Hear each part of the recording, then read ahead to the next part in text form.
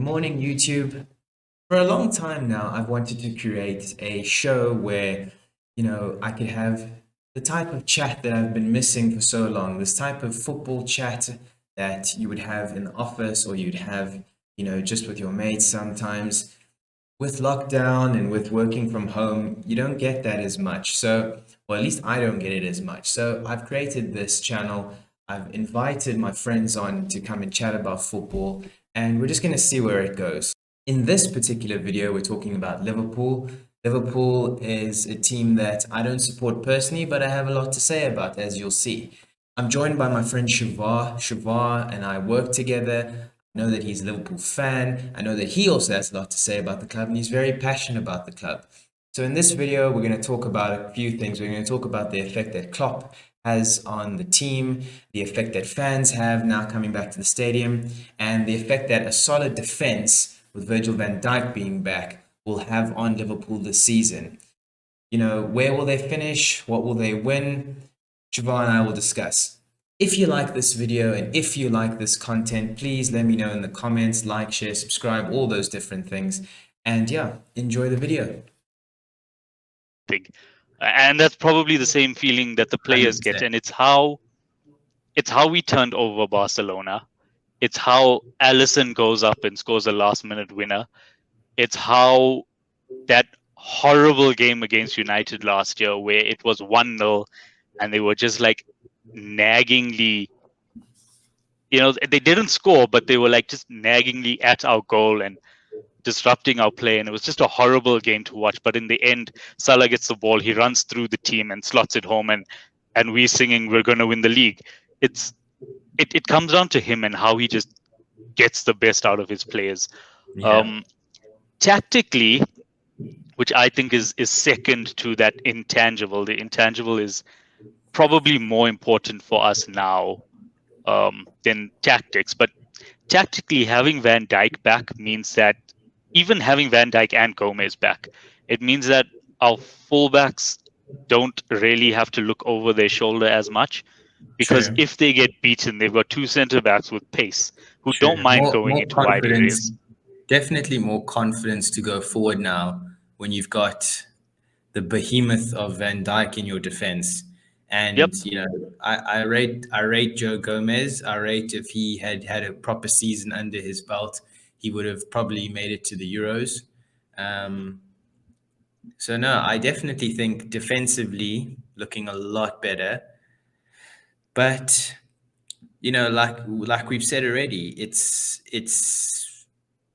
very fine Fine margin. margins. One Very fine injury in margins. a key position away from not having a good season, which begs the question. And I follow the transfer news every day for Newcastle. I don't. It's not much. I don't see much, but I still follow it.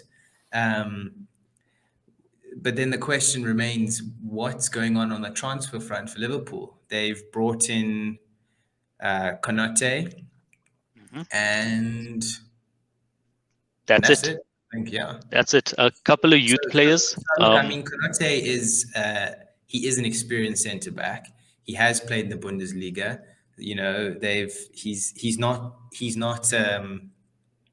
He's not a panic buy. He's obviously someone that was scouted for a while and was someone that the club wanted for a while. But he's the only signing, and is that enough? Was that the only place that you guys needed to strengthen? I think it was the most crucial place that we needed to strengthen after what happened last year. And I think Klopp probably wanted Konate last year and didn't get him or couldn't get him. And that's why we didn't get another centre back.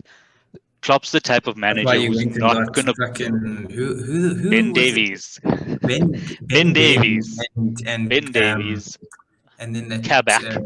Kavak. Was Yep. Kavak alone or was He was alone. We had the option to buy. We turned it he's down. gone back to Schalke? Yeah, and that's actually why I think Klopp wanted Konate originally, because why would we have taken a loan with the option to buy? Because the loan market for a centre back is dog shit. Exactly. I And don't well, know. we I saw actually don't know of a quality centre back you could probably pick up from another club on loan. Maybe you could get Tomori from Chelsea. But I think the it's loan touch and market go. centre backs is It's touch crap. and go. Even It's touch and for go. the bigger teams, you're not going to get a good player on loan. No, You're hundred going to percent, get it'll be an emergency signing like what Kabak was. 100%. You end up Um, fishing around in the championship or in random in a random third or fourth choice centre back from another team in yeah, Europe. Yeah. just to make up the numbers, which is So what I think then, we did last season and what we had to do last season. But as soon as we had, I call it the miracle tactic of playing centre backs at centre back. We started stringing wins together because our fullbacks could then push up a bit higher. There wasn't that pressure on our midfield, and that released our attackers a bit more. So it's like a domino effect. Yeah, yeah, back to Konate. I think he's someone that Klopp wanted. I don't think he's better than Gomez. I don't think he's better than Matip. There's a big debate between Liverpool fans between who's the better defender between Matip and Gomez. I'm Gomez, like Team Gomez. For me, he is England's I'm best surprised defender. that there's Team Matip. To be honest, I've never really rated Matip that highly. I think he's a good partner defender, but he can't lead Exactly. a defense. Yes. Well, he has the best defender to be a partner to next to him, Suppose so. right? I suppose And that it's again, it's like if you had to put the kit on, you'd be a solid centre back next to exactly, Virgil van Dijk. exactly, exactly. You pretty much just have to take the shouting and do as you're told, and you'll have a solid 100%. game.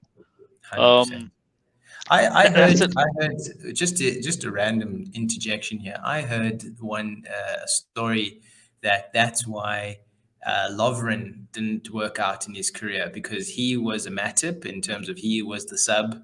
He's the sub centre back, Mm, but he always viewed himself as the main centre back, and that's why yep. it never worked out for him in his career.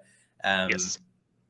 I mean, having said that, I think they still did quite Croatia still did quite well in the World Cup, but still, He um, had a leader centre back next to him, yeah, he had and that dynamic is important. Vedraj or whatever that guy's name was. Yeah, Yep.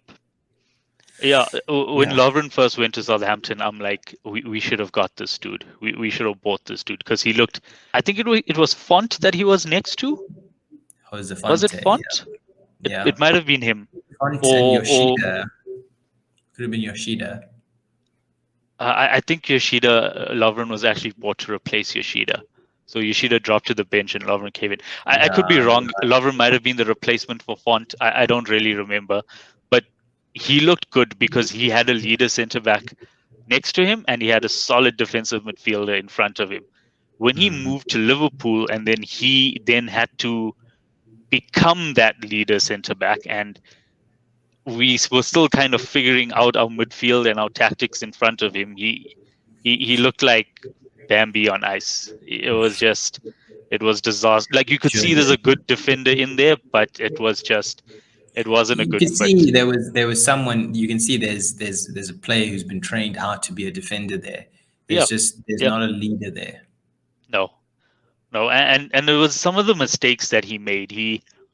It wasn't that he made the mistake, it's that he kept making the same mistakes. If he got bullied, for example, he would then go and try to get one back over the striker instead of just saying, okay, cool, you win the ball, you bring it down. Once you bring it down, I'll just nick it off you. He never did that. He's like, oh, you've bullied me. I'm going to come back and bully you. Mm. That's the type of player he was. It's good to have, but you need that balance to play in the Champions League. Yeah. Well, I suppose Yeah, he was at. I mean, who was Lovren's centre back partner? Probably Skirtle or it Agger it back in the was it day. was Gürtel. I think Agger just wasn't fit. Lovren might have actually been Agger's replacement Yeah. because we lost Agger the Suarez year and we got Lovren the season after. So yeah, I think Lovren was actually Agger's replacement, which means it was Skirtle next to him, who again good defender, but Same a very type of limited defender. footballer. Same type of defender. Also easily triggered. Like I Yes, think like that yes, thing you were saying about if you push me, I'm going to push you back. Ends up pushing me out of position.